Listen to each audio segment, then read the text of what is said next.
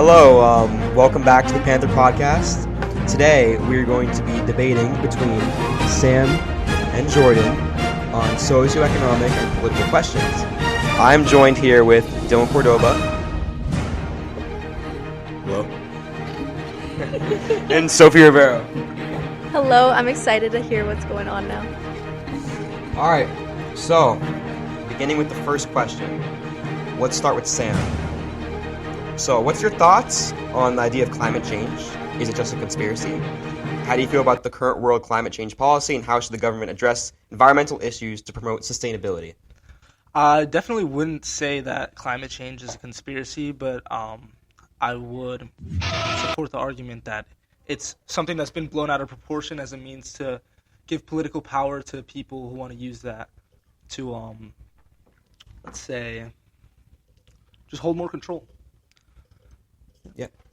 Jordan? I definitely agree to an extent, especially using climate change for political gain. For example, Biden signed an act to drill oil in Alaska. However, he consistently maintains a stance that he is against climate change. So I believe what you're saying is mostly right, just in a different sense. I think that climate change is something that we aren't worried about enough. We are far past that 1.5 Celsius limit of raising, and they're assuming right now, not assuming, they're running studies right now that are showing we're far more advanced than we initially thought we were. So it is scary, but I do agree that it's used for political gain far too often. So to counter that point, I would just say that, what we've seen a lot is the left saying that basically the world's going to end in like 20 years if we don't fix everything. And that's what I mean when I say that they've used it as a means to gain political power. And in reality, I mean, we're all still living in this earth. You could say it's getting hotter, but, nothing's really changed. So things like the Green New Deal, those bills that have been passed that are largely economic and just give more power to the federal government really is just used to instill fear. It's used to instill fear and just gain more control. So then how dire do you think the situation is, actually? Almost not dire at all. Not dire at all? No. I definitely agree that people are using it for political gain. However, I'm on the opposite end of the spectrum when it comes to the proportions that it's being blown to, because of the fact that we have seen changes. For the biggest one that I can think of that everybody knows about, we know that the ice caps are melting at an accelerated rate. Fun fact about that. Fun fact about the ice caps. It's theorized that there's anthrax in there, and that was a worry for a long time because we didn't know if the anthrax or different strains of it were actually preserved. But that's besides the point. I forgot the question. I'm sorry, I got distracted by anthrax. Hang on.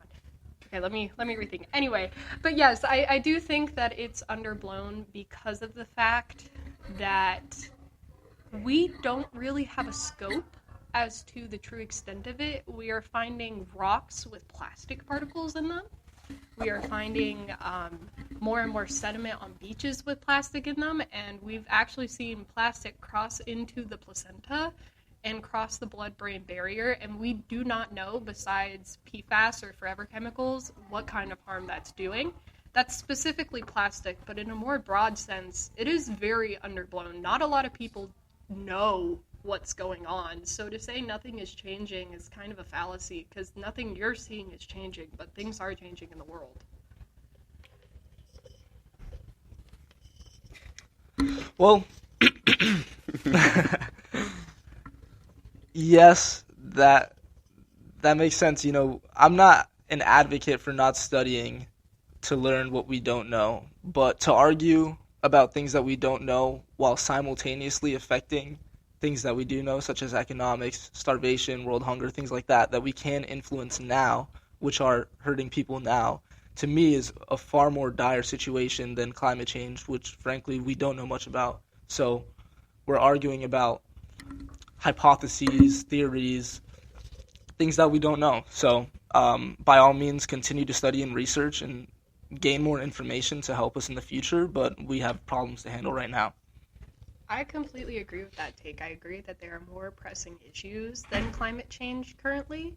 However, when you're looking at the issue from a standalone perspective, like how I interpreted you were saying it earlier, climate change in itself is dangerous, yes, but if we don't tackle the other issues first, then attempting to tackle climate change is just gonna fail. Because if we don't have people who are homeless, and if we don't have people who are starving, then we can move on to the bigger issues, but focusing on the macro before the micro is just going to overwhelm people. So to branch off of that, recent controversy was about the Alaskan pipeline drill. There was major, I guess you could say, economic benefits from that. You're getting a lot of oil from it too. How do you guys feel about that? Because I know they would release a ton of emissions, right? That's what it was.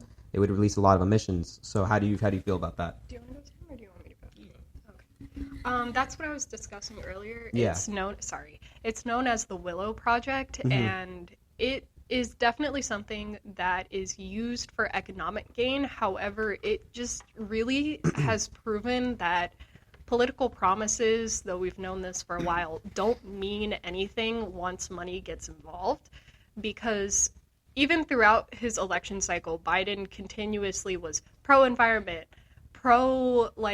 save the trees, right? Save the turtles, I think it was.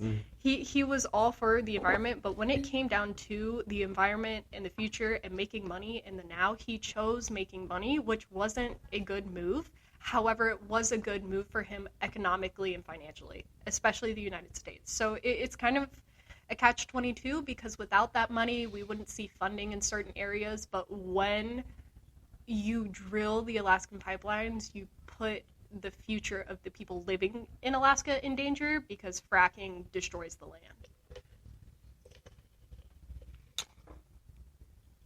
Oil is used to make money and establish dominance on the global stage. So other countries that are political enemies who we know are morally wrong are going to continue to do it.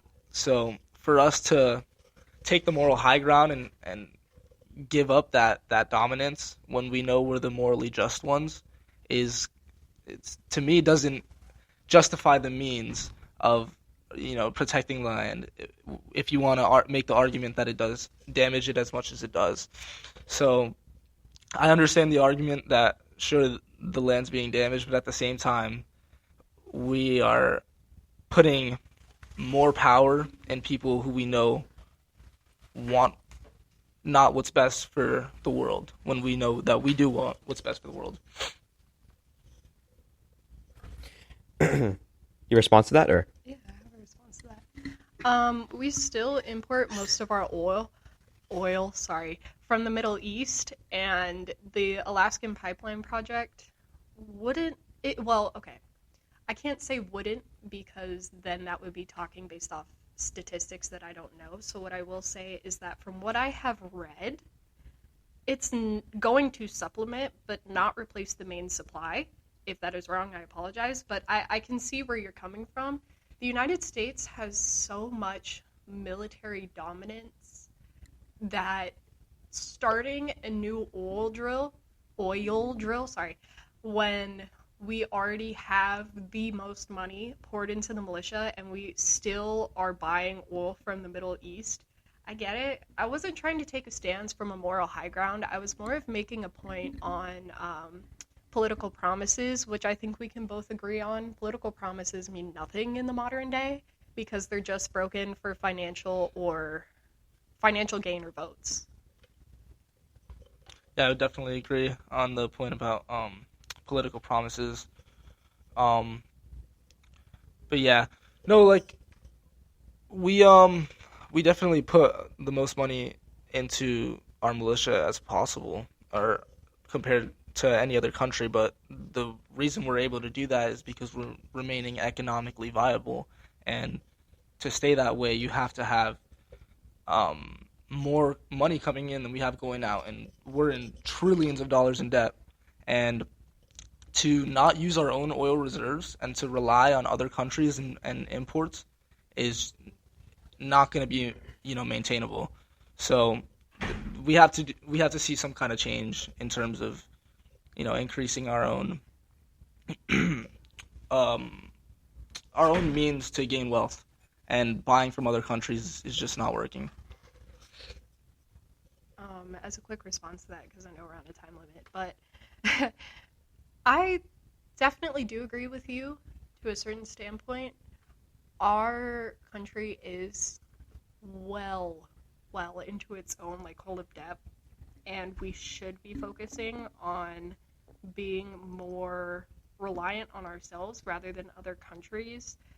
But when you look at it from a political standpoint, if they pull out troops and oil reserve, if they stop buying oil reserves from the Middle East, then they're losing a major trading partner, because the Middle East also trades with us when it comes to things like weapons, even if it may not be above the board. It's definitely occurring. We saw this with previous events, but that's the sidebar. We risk losing one of our major trading partners, and I don't think the U.S. is going to be willing to take that risk, because from the standpoint of the oil reserves, if we don't take advantage of that, then somebody else will. However, I don't think that it should be something to be taken advantage with at all. If you're looking at this from a practical standpoint, that's my point of view. But ideally, yes, we would be sourcing it and not bringing it in from overseas. Well, I would say that practically we've seen the impacts of becoming energy independent. I believe it was 2017 that America, for the first time in centuries, was entirely energy independent. So we know what happens when we don't rely on oil from other countries, and we actually have more in exports, which improves our own economy. So I don't think that, losing a trade partner in the Middle East, who most people, most of the Middle Eastern countries are actually, we have drastically different ideology, who are actually at war, often bombing countries that we support, like Israel. So, I don't think losing a trade partner in the Middle East is our biggest concern. I would say becoming energy independent is far more important. Yes, the United States is actually the number one oil producer in the world. Oh, that's really cool. Yeah. I haven't read up on that in a while, but Yeah. I agree with some of the stuff that you're saying. It should be energy began in independent. 2018, and it's continued through 2022. Oh, that's really impressive. I have to read up on that. Yeah. Oil is not necessarily my point of interest. All right, then we can switch on. But I appreciate the topic and the education. So I guess something really big right now and current is immigration, especially on the Texas border into Mexico. So what is your stance on the immigration reform, and how do you propose addressing this current immigration challenges? Yeah, so we've seen the Supreme Court rule in favor of not protecting our own border, which I think is unbelievably unconstitutional and just completely out of line. So I was really disappointed with that decision. Yeah, I think we've seen the effects of not just illegal but a massive amount of legal immigration, and we have a country that's now lost its identity. So for a country that was once the shining city on the rock upon the waters, we're now practically nothing, as the shining city, as Reagan called it. So we've lost that idea of American exceptionalism in our country, and I think that's partly due to the massive amount of illegal immigration and just allowing people into this country that don't share our values. America's also okay. From the things that we've been taught in school, America was always meant to be a melting pot. I have very conflicting ideas on immigration. The main one being, I know that by letting a lot of immigrants in all at once, it can majorly disrupt the local economies. However, we do see issues when it comes to denying people immigration, because people who are immigrating, they aren't taking the jobs that we're all going to go after. Immigrants tend to take low-paying jobs. They're often working on farms. They're doing the work that other people don't want to do because, for one, the people who are hosting these jobs don't want to pay the wage that would be appealing to all of us. And for two, most immigrants don't have the resources nor the access to these higher paying jobs. And to build off your point of they don't share American ideologies, if America has always been presented as this land of freedom, as this land where you can be who you want so long as you work hard and you're on the grind, we have been presented, I'm trying to think of the best way to phrase this. The United States has always been portrayed as a melting pot of many different cultures. My main question is, what amendment do you think that allowing immigration in, what constitutional rule do you think that breaks? Because I can't think of one. However, that doesn't mean there isn't one. And my last point is that what ideologies?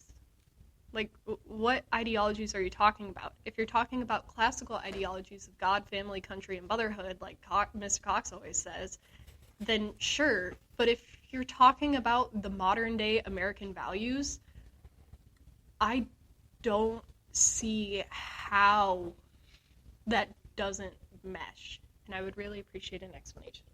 Well, there's no constitutional amendment that it violates, but there's also nowhere in the Constitution where it says we're required to allow immigration, So the argument isn't exactly that it's breaking the Constitution, but it's that it's what we've seen. The result is a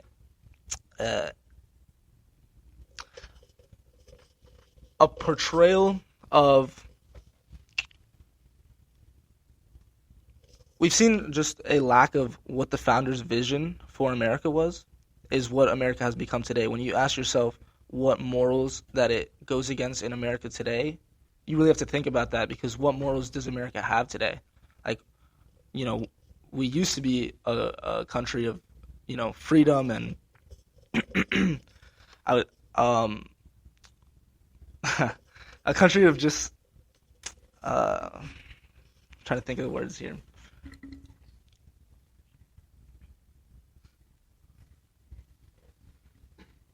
Yeah, just America once was a country founded on individual liberties, and I think that's been strongly challenged. We were built upon ideas that were derived from the Christian faith, and we've turned so far towards secularism and away from Christianity that what we see is just a country that's challenged what the founders had in mind for what America would be.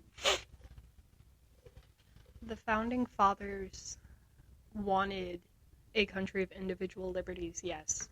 And I definitely agree that compared to the morals of the founding fathers, they would roll over in the grave right now.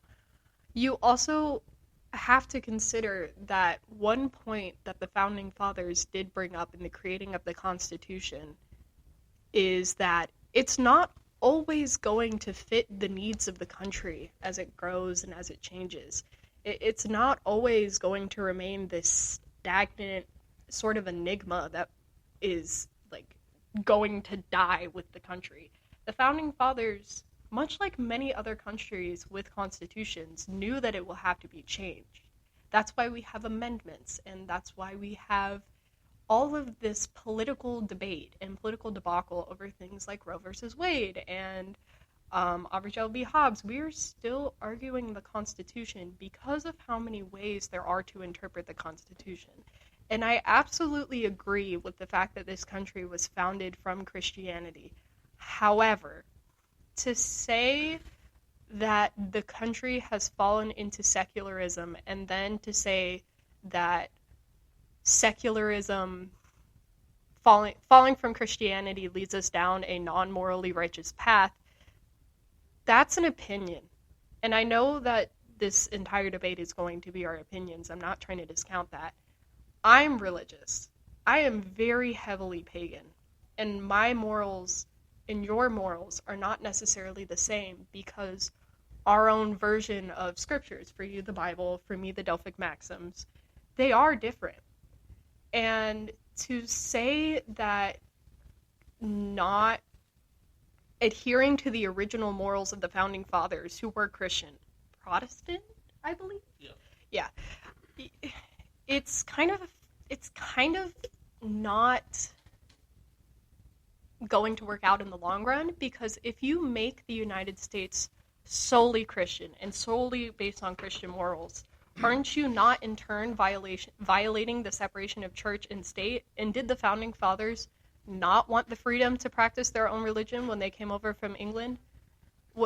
Like, I get that there's a lot to do with the argument of how far morals have fallen, but if you base your view of the current United States based off morals, you're ignoring a lot of the beautiful things that have happened. Beautiful from my point of view, beautiful from your point of view. There's a lot of things that the states have done that is good.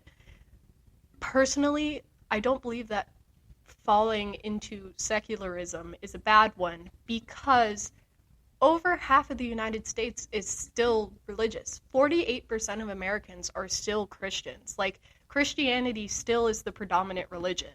Christianity is still the thing that we see in our courts. We see it in our leaders. We see it in people pledging these political, things. And then to turn around and say that the United States is deviating from that set of morals and that set of Christianity, that just kind of feels like a fallacy.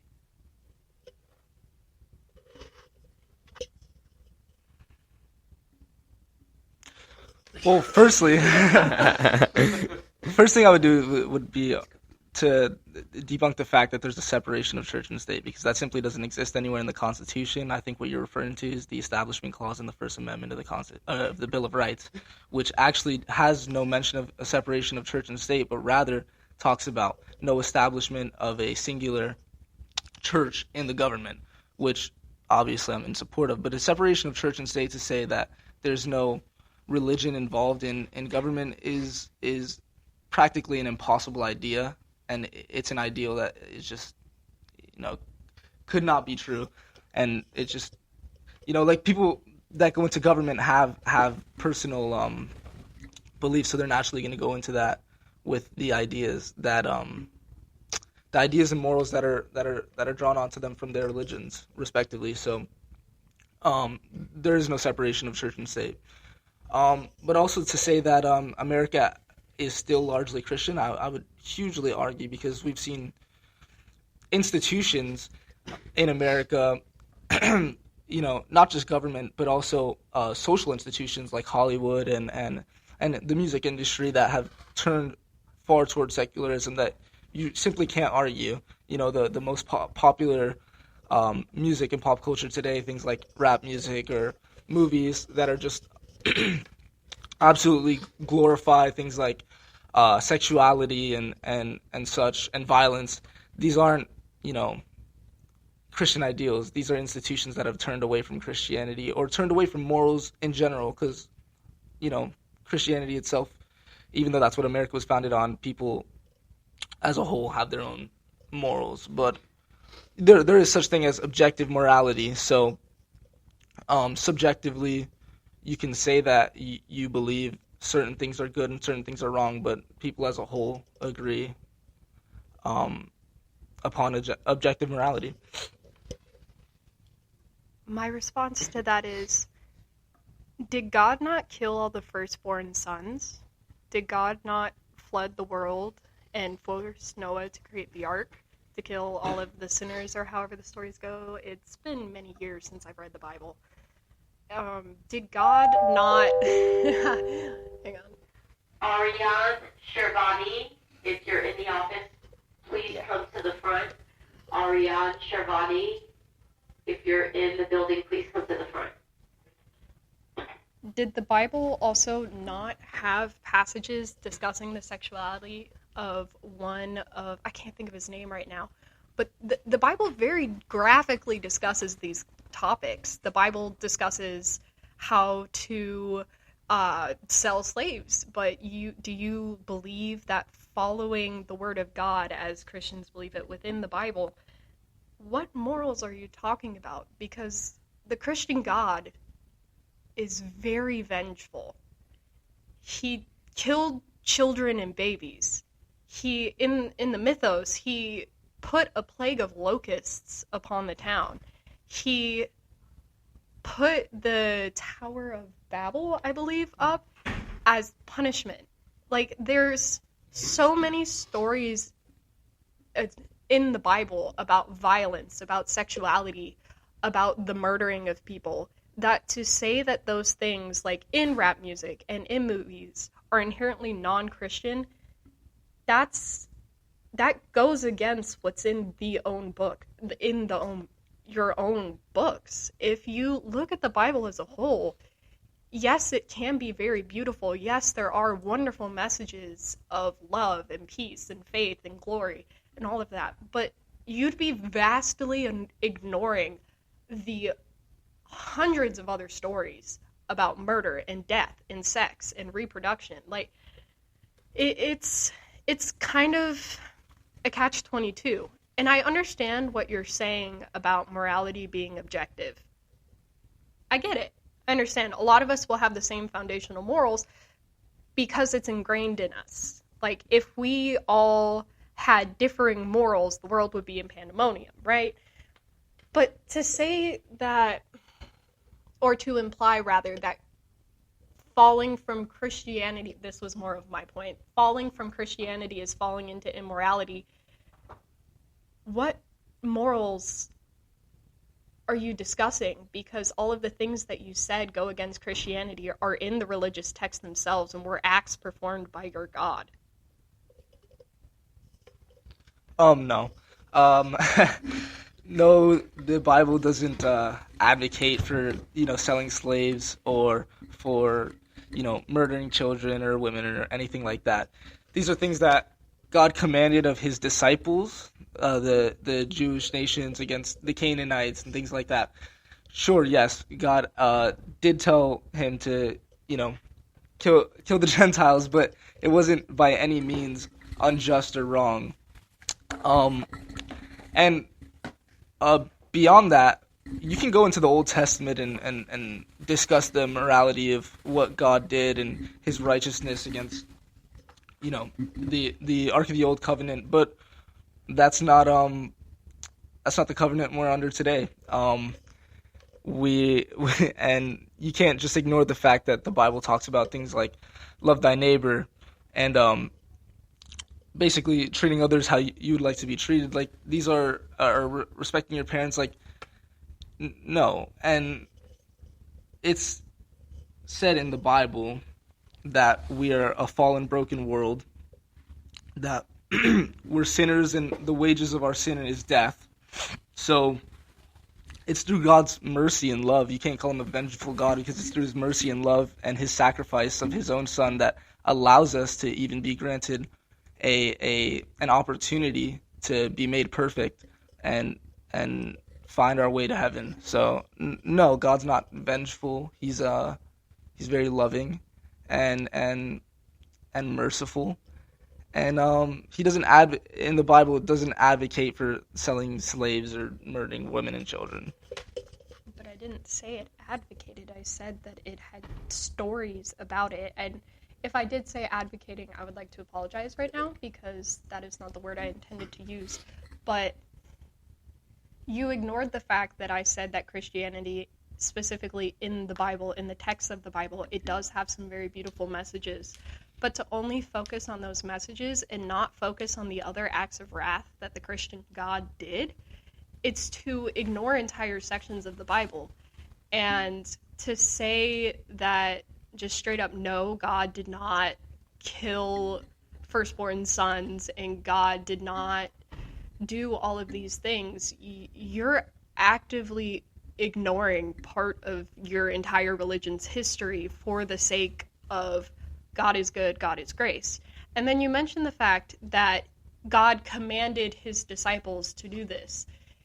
If God is all-knowing, if God is all-loving, and if God is all-good, and God controls is a very odd word to use for it, but I can't think of it. If God has a life plan set out for us or guides us through life, then would we not be, though imperfect, though sinful, why would a God who is completely loving, completely good, completely caring, all of these positive things, and who's supposedly guiding us through life, why do we have things occur such as religious people going out of their way to spread hatred, specifically under the Word of God? And you can argue all you want that that's not the Bible, that's the people, but when the people are determining the Word of God and spreading it in their gospel, would those people who are spreading the gospel through their interpretation of the Word of God, would that not be as equally valid as the people who are spreading love through the Word of God? Because from what I've seen of Christianity, Christians love to mention that their God is forgiving and he's giving, which is understandable because there are stories of it. But then again, we go back to Noah's Ark. God flooded the world and killed everything that wasn't on Noah's Ark. Would that not be considered murder? Would that not be considered an act of wrath?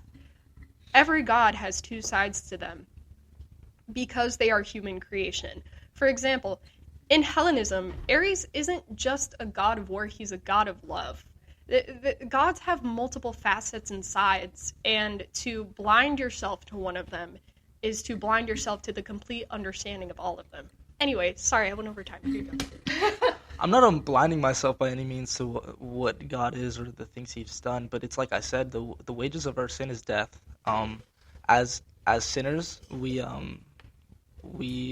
are guaranteed death, and that is what's right, because the creation that God made, we actively violate it constantly. So the results of that will be death, but it is because He is merciful and giving and loving that we are able to be redeemed, and we don't have to pay those wages because He paid them for us through the blood of His Son, Jesus Christ. So why do people...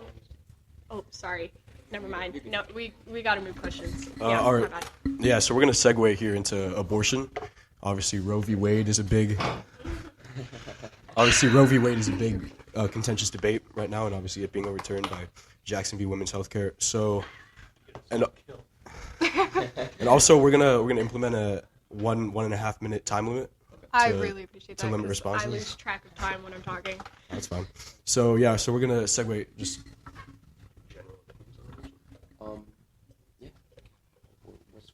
How do you generally feel about Roe v. Wade, Jackson v. Women's Healthcare, all of that?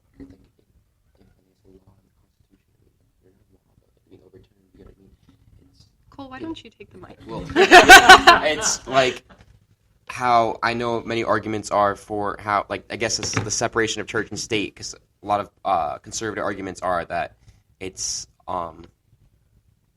it goes against their religious values and their morals. So how do you feel about that, in addition to how do you feel about the overturning of it? If you get what I mean. I think the both of us have made our opinion. I'm kidding. But here goes. All right, so Sam, starting so a minute 30 now. From a government perspective, I would say leave it to the states. There's no constitutional right to an abortion, so that's up to the states. It's a reserved power. But from a personal perspective, I would say abortion is murder. You're killing God's creation, so it's unjust and it's wrong. I cede my time. All right. From a government standpoint, if we're just looking solely at the Constitution, I definitely agree with that take. In my religion, it's not a bad thing. So if we're taking this from a religious standpoint, then my religion says that while family is important, while keeping the hearth is important in the home, if you are going to bring a child into this world where it will suffer, that is inherently against the Delphic maxims. So, in my opinion, I don't apply religion to science-based topics because religion is something that I use only for my emotional thing, which is why I don't really talk about it much. Like, I'm talking about it a lot here, but I like to base my view of the reality around us to something objective, something like science, and I understand where you're coming from. So I would say if you want to make the argument that you wouldn't want to bring a child into a bad world, then just don't have sex. It's really that simple. You can't be so intense about caring about a child and bring it into a bad world, and then as a result of that decide that the way to handle that is by murdering it. I think that's just doesn't make any sense. So yeah. But I didn't say that. For one thing, just not having sex is a very sad answer to that, because there are many options besides abortion. No one is advocating for abortion to be the only form of birth control. Nobody wants to get an abortion. Nobody goes out of their way to go, I'm going to get pregnant, I'm going to abort this fetus, goodbye, yeet, right? No one is saying that. Why not? Because an abortion is a very physically demanding process, and it's something that a lot of women in particular, they don't want to go through the emotional turmoil of that. If you want to view it as evil, then you may view it as evil. But again, this is opinions. Opinions aren't necessarily straight facts. Hey, let me finish. Thank you. You can argue all you want that this is evil and to not have sex because abortion is murder, which is fine. You can apply that to your life. I'm not going to stop you. I'm not going to say, yeah, go have all the sex you want without a condom and then kill all the children, right? No, I'm not going to force that on you. But the people who are pro-life, anti-abortion, they're forcing that on everyone else, which in turn violates the individual rights aspect of it. You're violating our rights in order to push your beliefs onto us. See, no, I'm not pushing any beliefs on anyone. It's very simple.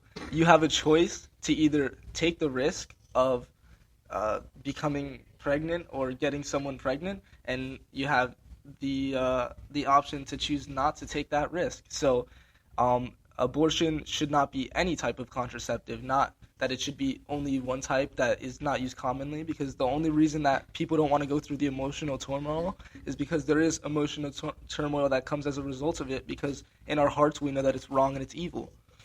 Sam, just before you pass it, I just want to know your opinions on, one, like if a girl is raped, Okay. and two, if her life is in danger if she goes through with the pregnancy. If there is a life in danger, then absolutely save the mother's life. I have no problem with that, because at the end of the day, there's a life that, it does come along with memories, and people have established relationships that is in danger.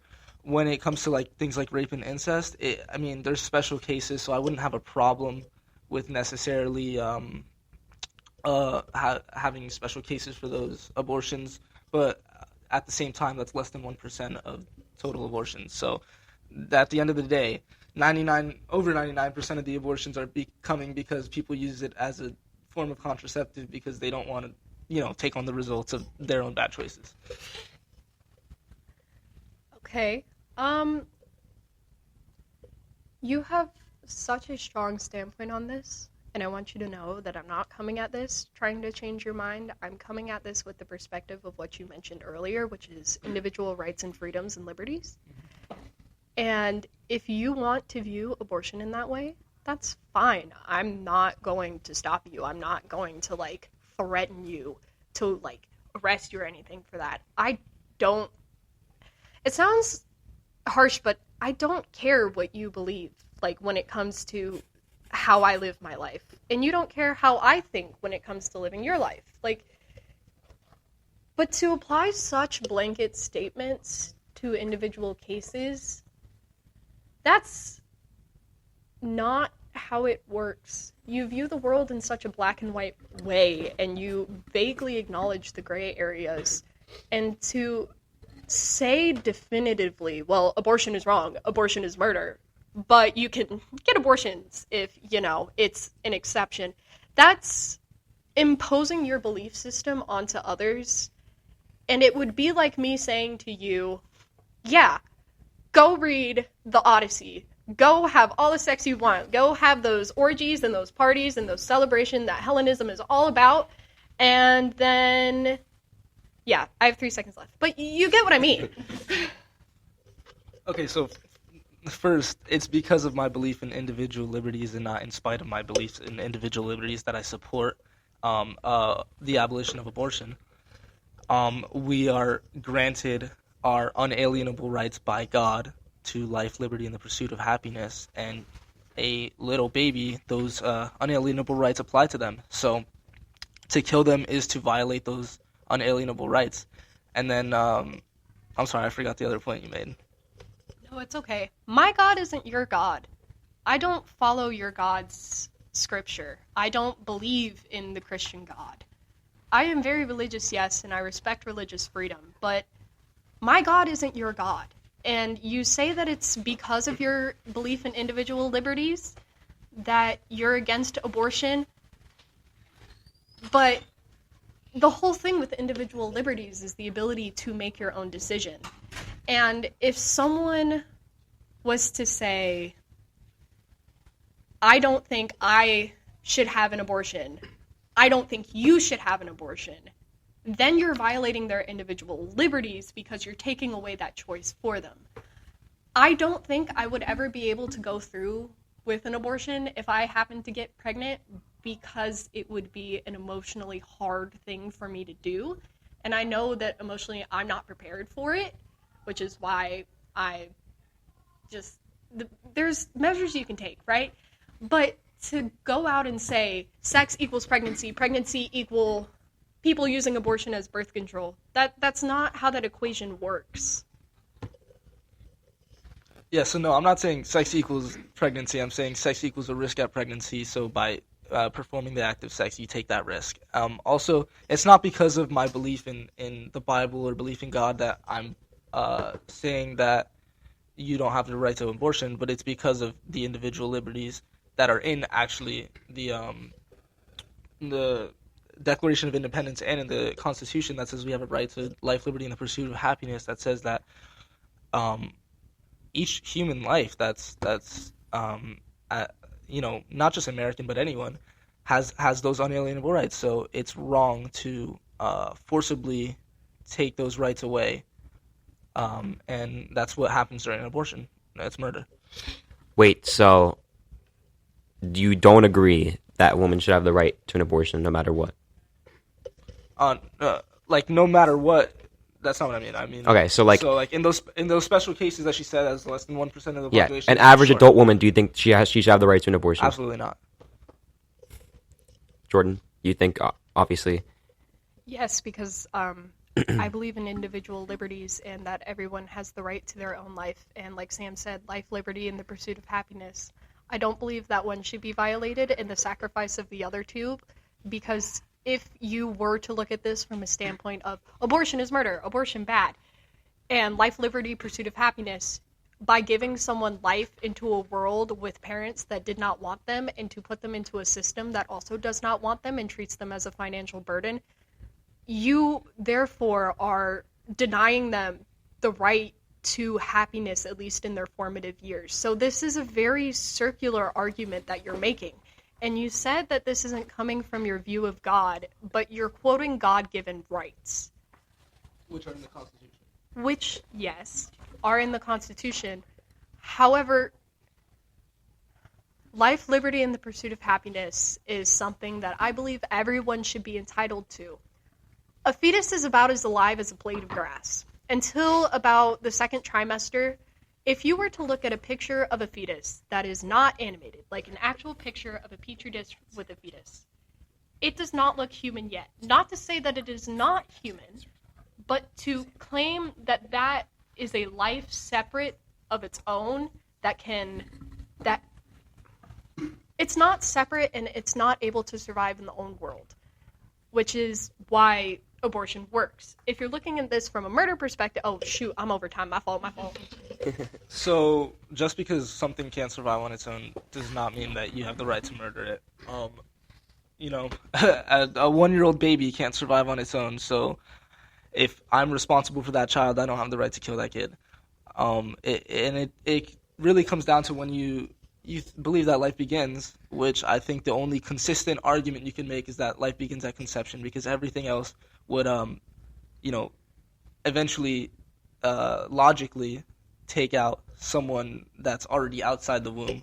You can't look at it as consciousness, you can't look at it as personal relationships, memories, or even like geographic location, because whether inside the womb or outside the womb, there's premature babies that can survive. So, no, the only logical, consistent argument you can make is that life begins at conception, which is when life does begin. So I think we're going to start changing the topic now. Okay. So, yeah, this will be the last topic of the podcast today. And it's going to be, what's your position on gun control in the Second Amendment? And how would you balance individual rights and public safety? And I'd like to add that, like, oftentimes people say it's either the guns are the problem or the people. And I want to know your opinions on that. Which side do you guys take? Okay, so my perspective is not the perspective you're expecting. Thank you, I appreciate it. Oh, wait, One Cole minute. wants to talk. No, Go we'll say ahead. 1 minute. One minute, yeah. okay. So the rundown of it is, I believe that it's a mixture of both. Guns and people are the problem. Guns are the tool that people use when people have a problem in order to express that pain. By taking away the tool, you don't take away the problem, but you take away the enablement to act on that problem. So not solving the problem and just taking away the tool isn't an answer. Guns are designed to kill. Like, I think that most of us can agree with this. Guns are designed to kill. If someone who is mentally ill, if someone who wants to go out to kill, taking away the thing that kills, takes away the ability to do that to a certain extent, but you have to treat the person too. And I think that if you want to have a gun for hunting, for protection or whatever, I don't care. It's your life. But you got to solve the person in the problem. Yeah, so first and foremost, you have to resolve the problem with the people. That's the main issue. And to take the tool away, sure, in an ideal world that'd be great, but people will find ways. These people are criminals. They're going to find ways to break the law and find access to things anyways. Whether it's a gun, or it's an illegal gun, or it's a knife, people are going to find ways to murder people if they want to murder people. At the end of the day, what happens when we take guns away from all people is we take it away from good people who plan on defending themselves. I should have every right to have a weapon in my home to defend my family. So like that, those people that are criminals and that find ways to gain access to these things anyways, I'm going to be able to defend my family from that. So there should absolutely be no question that good people still maintain their Second Amendment right to have that weapon with them. I would like to take a real quick second and point out that is almost verbatim what I said, just in a different phrase and tone. I'm not advocating for taking away guns because that's not going to solve the problem. Because, like you said, if you want to kill someone, you're gonna find a way to kill them. I grew up heavily with gun culture on my father's side. My dad himself has a very expansive collection of guns, and I know how to use them. I know how to fire them. I know that when they are properly handled, they can be a tool for keeping yourself self-sufficient. All I am saying is, if someone wants to have a gun for entertainment, sure, whatever. Register, go through the checks. If someone wants to have a gun for hunting, fine, but you should also not have them as freely available. They sell them in Walmart. You can literally go to the Walmart in Coral Springs and buy a gun. Like, that's where my issue lies. Is it not this Walmart? Is it the one in Fort Pierce? Certain states restrict it. I don't think any state in Florida, well, not that I know of. I know in Ohio they do. You can go to, like, Dick's Sporting Goods. You could buy guns. I'm pretty sure they used to sell. But your point still stands. Yeah. The Walmart in Fort Pierce sells guns. Like, yeah. it's you can't. Here you go. I'm over to my fault. I mean, I'm sure, yes, you can find Walmarts that sell guns, but at the end of the day, you're not going to walk into this place and walk out the same day with a gun, or walk in and walk out without extensive background check. There's safeguards in place for this, but again, if you don't handle the problem of the individual, then there's always going to remain this issue. So I think we can definitely agree on that. But no, there should be no reason that we ever take weapons of defense away from good people that want to protect their families. Yeah. If you want a gun to protect your family, then you can have a gun to protect your family. I'm not going to take away your right to do that, because that would be, again, looking at it from a constitutional standpoint, that would be bad to take away the right to protect yourself. I personally think that more restrictions should be in place. The system in Canada, which I know is the classic talking point in Canada, right?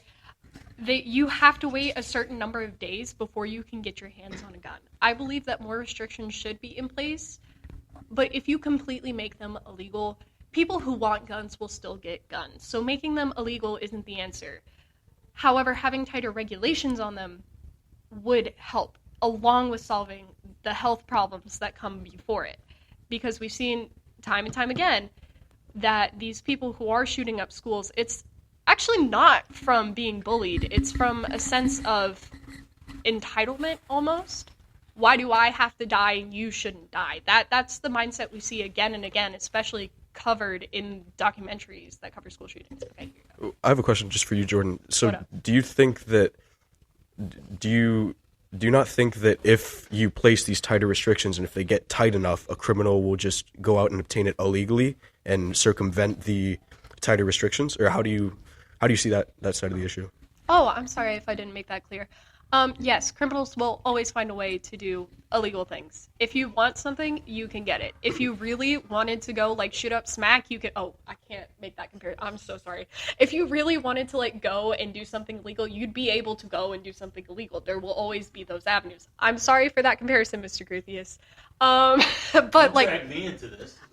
Pinky promise. What is smack? Smack is... I'll explain it later. Anyway, but if you want to do illegal things, you can find avenues to do those illegal things. Restrictions will help the people who don't necessarily have the connection to do those illegal things, it's kind of a catch-22. And it's an impossible answer in today's current climate and gun culture. Do you think tighter restrictions take away from your constitutional right to defend yourself, the right to bear arms? Because as tighter, it's you should be able to go and buy a gun, but tighter restrictions also kind of hinder that or limit that. You get what I mean? How do you feel about that? The Second Amendment says you have a right to bear arms. Putting restrictions on it wouldn't take away your right to bear arms. It would just delay the arrival of the arms. So it wouldn't be infringing unless you specifically made it to where you cannot access a gun if at all. That would be infringing on the Second Amendment. In an ideal world, there wouldn't be violence, but we are in a world of violence. So you have to look at this from a harm reduction standpoint, and by implementing tighter restrictions, yes, you make more of a black market. However, you also make people who don't know or don't have access to that black market, you make it harder for them. So it has the possibility to reduce it. But again, if you really want a gun, you can get a gun. It's not difficult. All right. I think we're going to close it off there. I thank you guys both for participating. Potentially a second debate in the future if you guys both would like, because we did kind of use a lot of time here, but it's fine. It's not your fault. We'll have better restrictions on how long you could talk and guess more debate like. But yeah, that's going to conclude this debate. Thank you and goodbye.